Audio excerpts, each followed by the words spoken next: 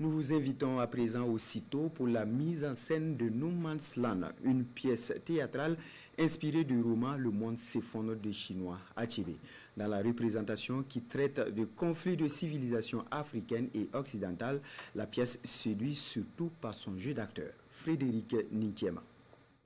Tu reviens ici sur la terre de nos ancêtres, dans la maison que ton père que tu as reniée a construite avec la sueur de son front. Au cœur de cette mise en scène dénommée No Man's Land se trouve la frontière entre la civilisation occidentale et africaine. Ma petite sœur a cette minable vie, aux côtés de ce vieux débile et crasseux. Elle vit mieux où elle est aujourd'hui, à Rome, au service de Dieu, notre Père. Mamie défendant ses valeurs endogènes, la culture africaine voit son fils colonisé par la civilisation occidentale prôner les valeurs cardinales de l'Église. S'ensuit donc une confrontation entre les deux civilisations. No Man's Land est une adaptation et mise en scène inspirée du roman de l'écrivain chinois Achebe. Il y a beaucoup de choses qui se passent dans le monde actuel. La guerre en Ukraine, la guerre entre Israël et la Palestine, et le Soudan et beaucoup d'autres, j'en passe. Je me suis dit, le monde traverse un tournant assez fragile. Pourquoi pas convoquer le monde s'effondre de Chinua Achebe pour faire la parallèle avec notre monde qui semble s'effondrer.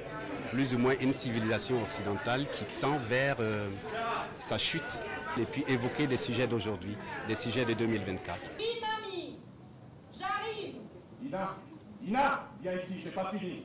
Je reviens, papa. Par cette pièce de théâtre, le metteur en scène souhaite surtout véhiculer les messages de paix, de tolérance et de culture du pardon.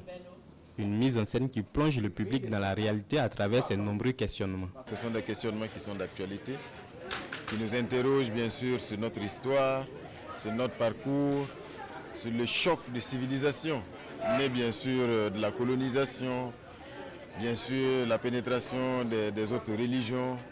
Donc tout cela se trouve au cœur donc, de cette pièce-là. Et nous avons vu sur scène des valeurs sûres du théâtre burkinabé.